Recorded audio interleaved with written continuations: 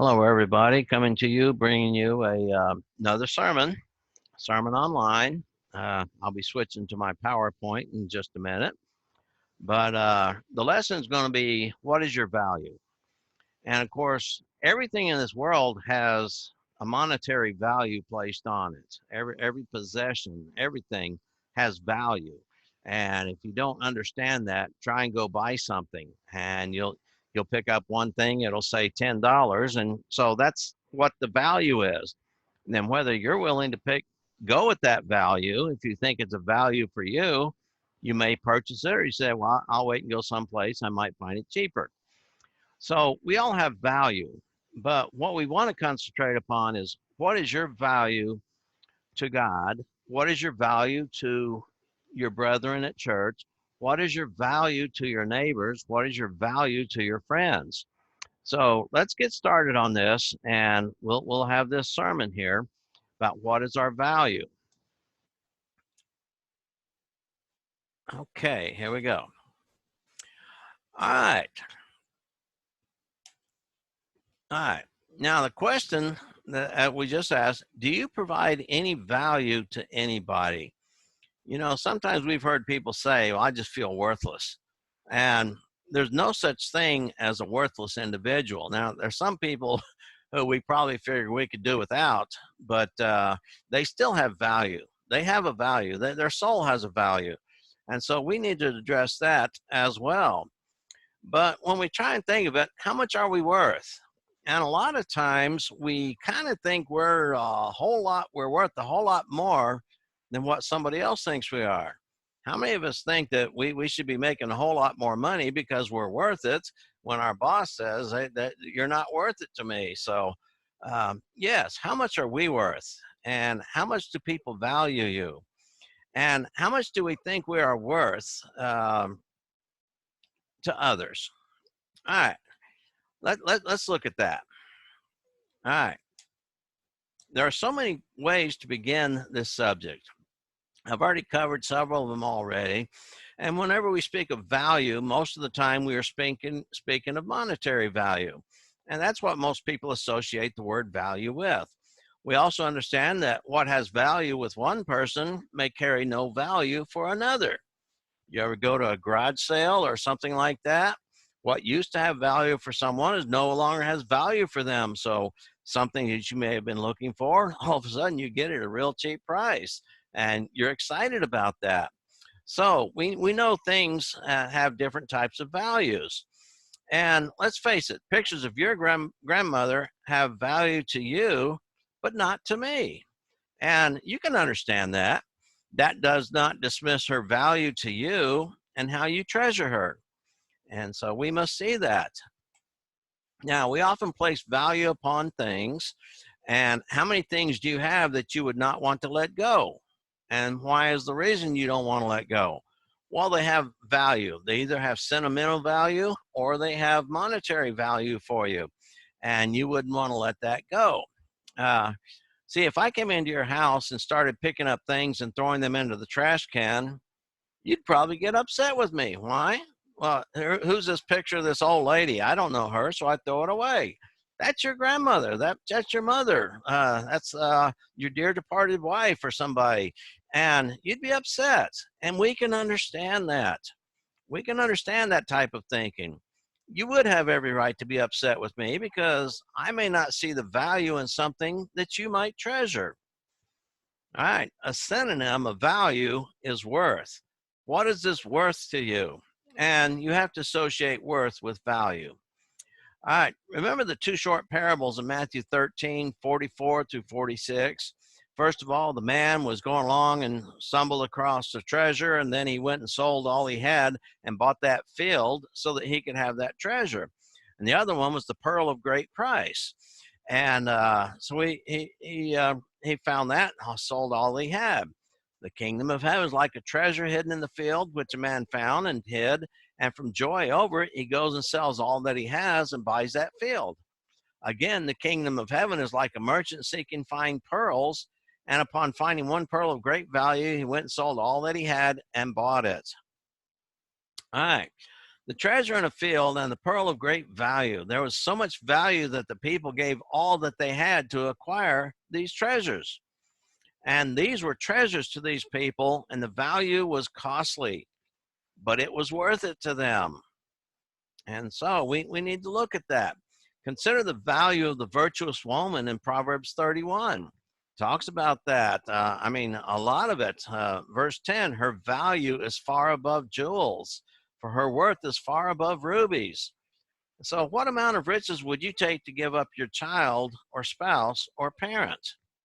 I mean, that's really hitting it hard. Now, sadly, we do hear of that taking place, people selling their children for money, or sometimes just to eat, people selling other family members into slavery, and things like that. So you wonder what value these have for these individuals. See, if offered, would you consider any amount of money for your loved one? Well, most of us probably would not, even though we might be tempted. But no, even 10, 1,000, or $1 million, no, we wouldn't do that. Some people would, though, in this world. And some people, they'd take the time to consider such an offer, but most people who are honest would really kind of reject such an offer. Just how often do you consider the value of a friend? There's something we need to talk about. And another thing, is there anyone else who values you as a friend? I mean, are you there for them? Can they count on you?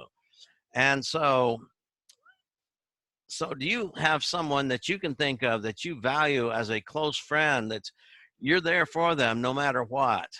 And sometimes they are one and the same, and sometimes they are different people. And do you ever consider your own worth? And that's something we should be doing. What are we worth? All right, we'll answer this question. See, in the business world, this is a phrase that is often applied, but using different terminology sometimes. Say, an employee must have value. If someone's going to hire you, you have to have a value for them. It must be worth it to them. One just does not give someone a job unless there's a job that needs doing. If a person doesn't have a job that needs doing, they're not going to be hiring anybody. You might walk up and to a business and say, now hiring. You go in, well, what do you want? Well, we need somebody to clean the bathroom. We need somebody to sweep the floors. And you decide right then, do I want to do that? Do I want to make that kind of money in that way? And then, of course, there are some people who are nice. They give jobs to needy people, but they also get something out of it. And we know that's the case. And reality suggests that most jobs are offered to people because something needs to be done. And so if nothing needs to be done, they're not going to be hiring people. Or if they have enough people right now to get everything done, they're not going to be hiring more. But when a business projects that they're going to need more people, they kind of advertise that and say, well, we're ready to hire 10 people, 1,000 people, 100,000 people as the needs dictate.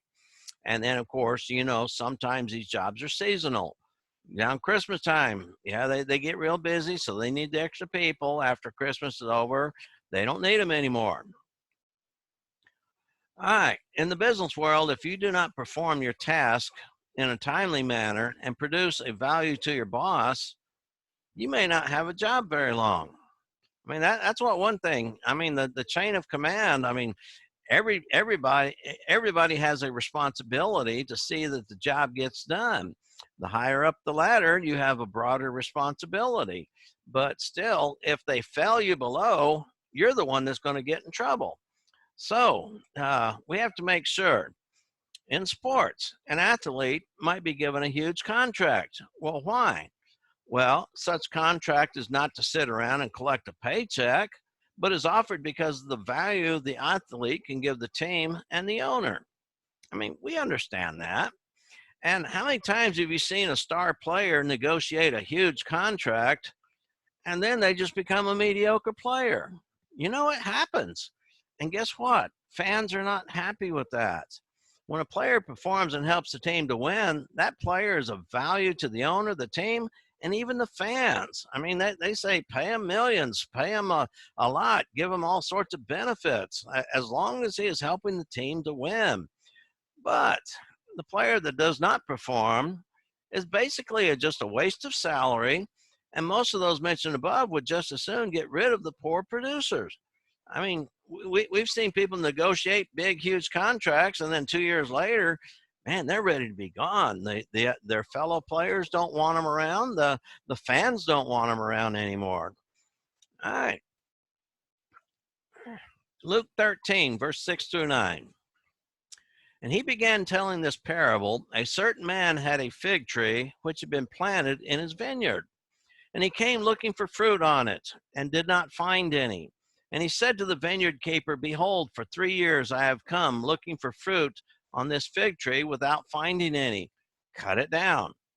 Why does it even use up the ground? And he, the vineyard keeper, answered and said to him, let it alone, sir, for this year too, until I dig around it. And let me go back. Okay, until I dig around it and put in fertilizer. And if it bears fruit next year, fine. But if not, we'll cut it down. All right. The fig tree had no value if it did not produce fruit. And thus the ground it was occupying had no value. I mean, that kind of makes sense, doesn't it? So the landowner says, this doesn't produce any value for me. Get rid of that thing. It's not producing. It's worthless. I mean, it's just like a boss at a company. If someone's around not doing anything, you want to get rid of that person. And if there's equipment that's not being used, it's in the way. So get it out of there. So the question is, are you that fig tree? See, notice the vineyard keeper, who happens to be in this parable, Jesus, still offers to assist that fig tree to become valuable to the master. That's what Jesus is always trying to do through his word, through his encouragements, to get us to become valuable to the master. See, in Hebrews 5:12, remember the writer says, you have much to learn, but by this time you ought to be teachers, but you've got to be taught again. So where we're going to be looking at this, the rest of the sermon is, do you produce anything of value for God? And that's where we all need to take a good look at ourselves, to examine ourselves. What are we, as far as God is concerned, do we produce any value for him? Are we working for him? Are we assisting the master to grow his kingdom? Are we assisting him to teach his message? So, do you have any value in relationship to God? See, spiritually speaking, do we have value? Well, we know the answer to that is yes. Matthew 16:26, even Jesus questioned, what is a man profited if he gain the whole world and lose his own soul? Or what shall a man give in exchange for his soul? So he asks the question, what is our soul worth? Well, depends who you ask. You ask someone who doesn't know you, it's probably not worth very much. But if you ask God, yes. What did God do for you? He gave us the death of Jesus. That is what our soul is worth. Jesus dying upon the cross. And so that's what God considers your soul to be worth. The fact that he sent his son to die upon the cross for you. So God has provided you with everything you need to be productive for him. He tells us that in 2 Peter 1 and verse 3. Yes, everything we need to be productive for God, he has given to us, and we find it in the pages of his word. So, are you taking advantage of these tools? That's the next question. If you are taking advantage of these tools, then yes, you are being productive for the master. If you're not, then you're not productive. So, are you active for the Lord? That's something else the Lord wants you to do. You need to be active. You need to be busy. You need to be working, helping, just like that athlete that gets a big contract. He's got a very special blessing. He's making lots of money, but he also needs to perform. And the question is, are you performing for the Lord? And how would you do that? See, everyone must realize that just sitting on a pew and putting some dollars in the collection plate is not producing value for God. You might think, well, my name is on the membership roll, so I'm here. I'll put in a few dollars and I'll do my duty to God. No, there's a whole lot more to it than that. As we read from the pages of his Bible, there is a whole lot more than that we need to be doing. And so what produces value for God are those who serve him and seek to do those things that can save souls. That's what it's all about, the salvation of souls. And if you're not doing anything to either help your own soul or the souls of others, then you have no value to God. So you can be teaching the gospel. That's one thing you can do that can produce value. Just telling people about God is something that'll produce some value, might put a question in someone's mind to seek and to look for these things. See, everything the Lord commands us to do for one another provides a valuable service to him. Even though we're doing things for each other, as we said earlier, to serve one another. Yes, if we serve one another, what value does that produce? Well, we're doing something that God wants us to do. And God doesn't have us waste our time. Let's put it that way. If we do something, there's a value involved in it. And so we must be doing those things. Yes, he does allow us time for recreation. He allows us time to take care of personal matters. But what we should be focused on as much as possible is providing valuable service for God. See, when we're actively engaged with each other for encouragement, love, comfort, sorrow, and development, we are valuable to God. When we're helping others to make sense of what's going on in this world, we are of encouragement for others.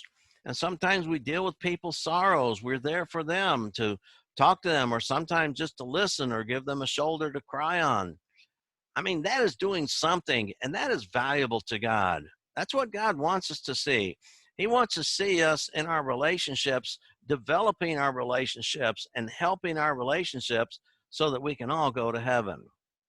As a Christian, ask yourself, are you like the star athlete who performs, or the one everyone wants to get rid of? I mean, that's something you'll have to consider. So, very simple lesson. There are so many ways in which we can be valuable, and we have to determine what those ways are. We must do those things. And there are things we hold as valuable, even if it is valuable only to us. And that's true. I have my things I hold a value. You have your things you hold a value, and they're not always the same thing. But our relationship with God should be something that we can share together and to help each other in. In the real world, there's not much we have which most would consider valuable. A lot of us, we don't have a lot, unless you want to compare us to people in the third world countries who basically have nothing more than a cardboard box to live in, or some sort of tin shanty they put together. They go out and have to hunt and dig up their own food all the time. So yes, we have a lot more value than most of the world, but still in our society, what we have probably just piddly compared to what some people have. But the point is, if we are valuable to God, none of that other stuff is going to matter. So consider these thoughts, and we hope that this message has been beneficial for you, that you can use it. If you want to share it with others, that's fine. If you want to use it in your assemblies to teach this message, use it for a home Bible study. I mean, there's many ways you can be useful for the Master, and sharing things that God has given us that we have provided for each other. And so help people along in this. So we're going to end the lesson here, and you have a good and blessed day, and may God bless you as you study his word. All right, bye-bye for now.